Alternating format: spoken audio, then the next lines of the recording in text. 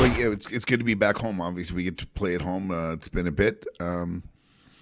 Series on the road was disappointing. Obviously, the Friday outcome didn't score, didn't get some jobs done that we needed to, and I thought the response for our group on Saturday was very good, and it'll be a good preparation. It's back at school, right? There's a lot of things that go in academically, their lives, to put us back into some normalcy and some new routine. But I'm quite certain once Friday comes, the guys will be excited to get back to action.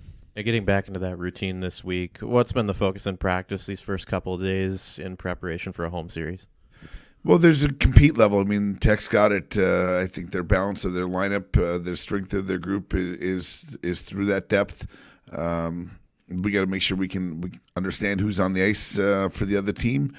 At the same time, we got to keep sharpening our own saw. Just we talk a lot about protecting the standard and raising the bar, and we're trying to do that inch at a time.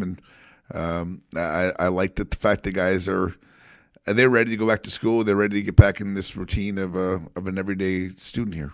Given the results of the weekend throughout the league, there seems to be a lot of parity between teams again this year. What does that say about different coaching staffs and the way that everybody puts their team together in the CCHA? Yeah, there's a balance. I mean, you've got to be able to win in your conference and out of your conference if you want big, long-term success. The parity is alive and well. There's just when you, especially the group, the teams you play 4 times, you know the other opponent quite well. You're going to be on top of your game about who that opposition is. There's some subtlety as far as I think Dennis has done a great job in BG. Their guys have they come into a new coach. You got some adjusting to do. They've shown growth. A lot of teams have shown growth in their game. So that only adds to that parity about what our league brings night in, night out. Take some questions. Kevin Dudley. Luke, obviously in the long season, you're going to have low points. You're going to have frustrating losses. I feel like one of the most important characteristics a team can have, though, is moving on from those quickly. How happy were you with the way your team was able to do that Saturday in a big way with a pretty emphatic win? Yeah, it was really good. It goes back to that beginning of the year talking about the stove is red hot, but the guys still want to touch it, I guess.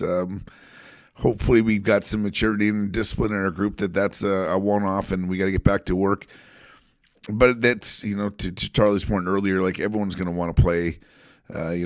Northern's a better team than they were in the beginning of the year. They'd played already games after Christmas time. I think it caught our attention what we need to do day in, day out, night in, night out.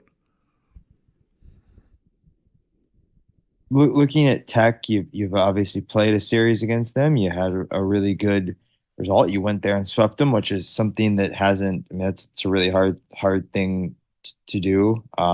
You're confident that you're going to get their best, given that you beat them twice in their place. Yeah, I think the rivalry between Tech and us is alive and well. You go up there, you do your job, and the scores can be what they were, but the games are tight. The games are great games. It's going to be getting back into that. I know that their group is good. They've got a really talented, deep group that we've got to be prepared for up and down our lineup to make sure we're taking advantage of situations when they arise.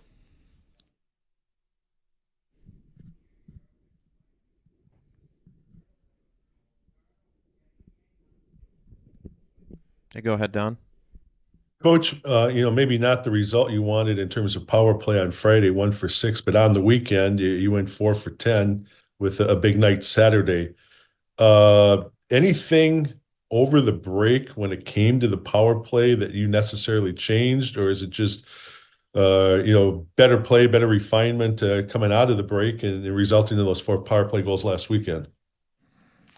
Well, we could have used a couple of them on Friday and spread them out.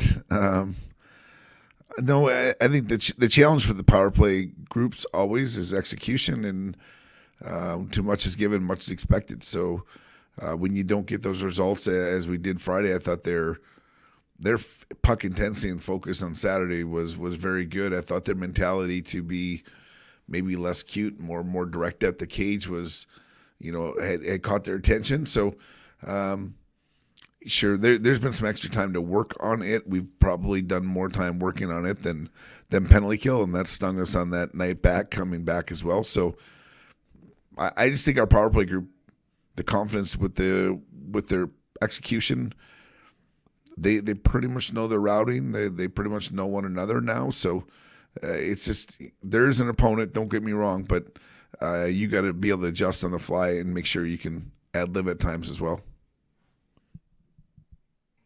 I'll sneak in one more, but it was good to see Evan Murr in the scoring column a few times over the weekend. Yeah, there's been quite a few comments about Evan getting goals. It's not lack of shots or lack of scoring chances that they just didn't find the back of the net. I think his game has grown in some other areas that don't get you on the score sheet. Like, he's played harder minutes against better players. That's been a big piece. But he's going to continue. He's too talented. He's too savvy not to, put some back in the back of the net. We would love it. But we also don't want to lose up. I think his game is better now than it was a year ago when he had all the goals. So hopefully the goals catch back up with his total game improvement. Kevin? This is a team in Tech, Luke, that I feel like defensively, they just, every year, no matter the personnel, I mean, they're obviously, they lost a really good goaltender from last year, but they just always find a way to be so stout defensively. What is it about them you feel like when you watch that makes them tough to score on? Well, I think their goaltenders do a good job. You got to give their defending crew a lot. There's not a lot of seconds to be had around their cage. The way they swarm up in the corner, they get to spots quickly. You can tell there's a pride to their defending style.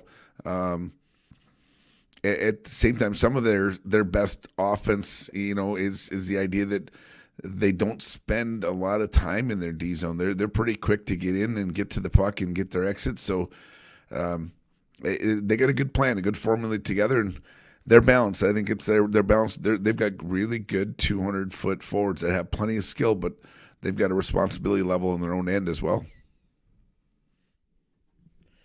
Looking at the numbers for goaltending in the CCHA, you're looking at potentially 3, maybe more, of the top 10 goalies in college hockey right now. Is that something that you would have expected when you started the year? I know obviously a lot of the guys have great confidence in Alex, but just throughout the league as well. Yeah. I think our league checks hard, like not physicality check, but like just I think there's a lot of pride that goes into the 200-foot game inside of our league.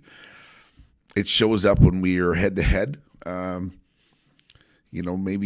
Maybe there's less time and space in our league, which that's a huge bonus for potential recruits that you want to come into a league that they can say what they want. I get it's hard, but there is no time and space for offense. So I think those numbers lend to that, but the goaltending's really good on top of it.